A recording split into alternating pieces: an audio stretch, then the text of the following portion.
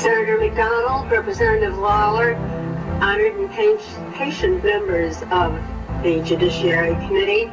I'm Alexandria Sergio. I'm here with my husband, David. We live in Glastonbury. We have made our home there for 47 years and have raised 4 children. We are here to speak in favor of marriage equality legislation. I want to tell you about one of those 4 children, our daughter Lauren.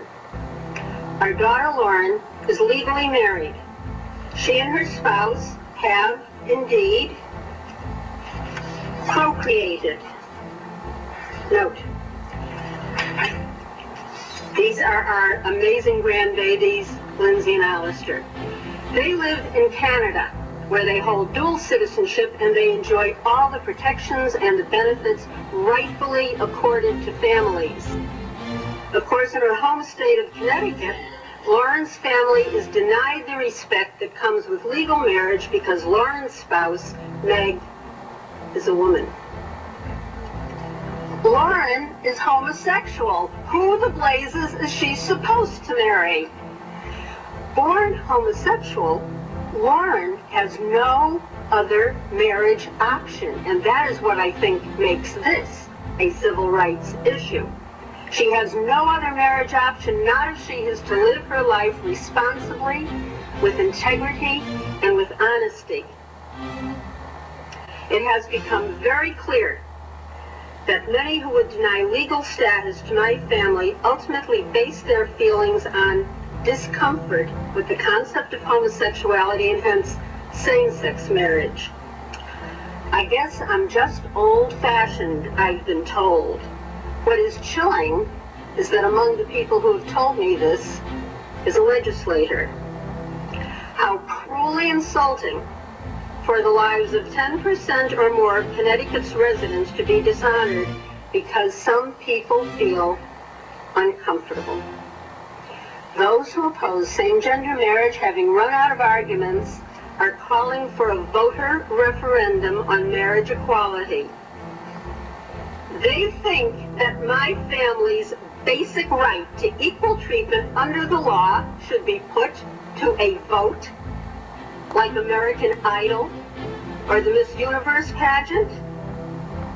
We are not seeking to engage in a popularity contest. What we are asking for, what my family and all of Connecticut's gay and lesbian families have a right to expect, is respect.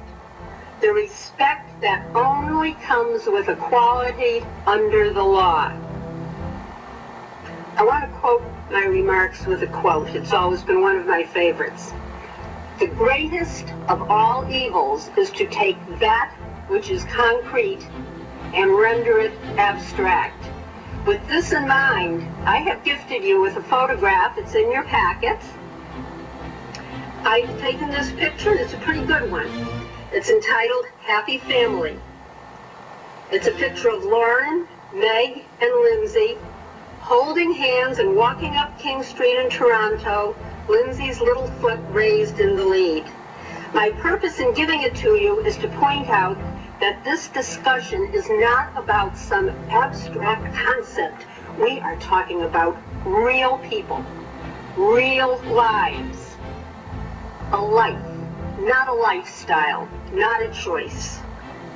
I ask you to put this in your office. Display it, please. Put it on your bulletin boards as a reminder of who is being hurt by the denial of marriage equality, and at the same time, keep in mind that no one will be hurt by the granting of marriage equality. In the name of justice, seize this opportunity for leadership. If you fear the future, and you realize if you feared the future, nothing would get done. If you think you may err, then err on the side of civil justice. Err on the side of humanness. History will honor you. Well, thank you. Thank you very much for your testimony. I didn't fear for the future, I feared for cutting you off. But you are you're always very passionate in your testimony. I appreciate you being here so late tonight. And I remember the last time I saw you was at a press conference, and you talked about how you had written a letter to the governor, and you were very passionate in that letter. I just wanted to ask, did you ever get a response from the governor? I got a response from the governor's office that did say, indeed, the governor does not support discrimination against any group, but she does uphold traditional marriage. All right. Thank you very much. Are there any questions? Representative Bai. Thank you, Mr. Chair. Welcome, and thank you so much for your patience today. I've seen you up and down and in the halls. I guess you had a family. You have how many children? I have 4 children. 4 children. And I want you to just compare. You have a grandchild. I forget his name or her name. What's your grandchild's name? My daughter in Canada, and her spouse have 2 grandchildren. 2. Lindsay, who is 2.5, Alistair, who is 5 months. I have another grandchild who is 16 years old. Can you compare their sort of parenting style to yours, or do you see a big difference in how they're being brought up and how you raised your children in terms of the values you tried to impart? I think they are much better parents than I am. Lauren and Meg are extraordinary parents. I don't think Lindsay knows what candy is. I don't think she knows what television is.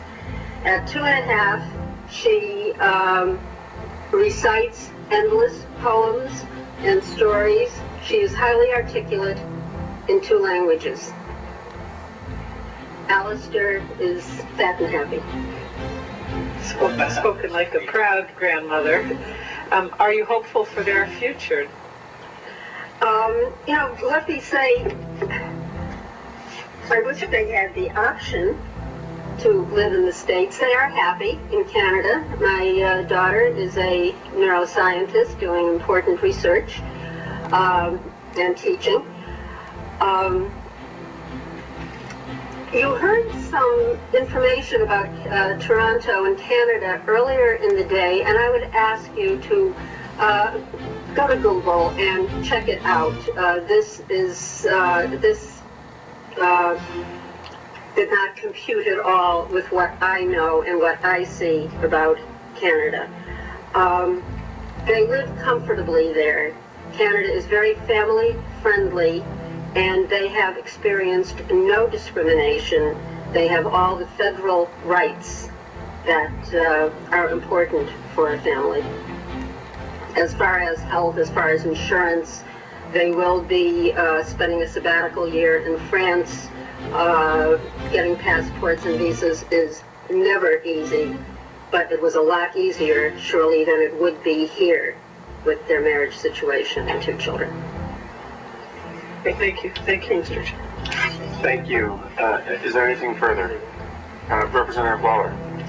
Thank you, Mr. Chairman, and thank you again for sitting here all day today and speaking up on this issue, but more importantly, coming to the defense of Canada. You know, earlier today was the first time I was aware that it had been lumped into the axis of evil, and I'm glad you're here to undo that damage. Okay. Thank you very much.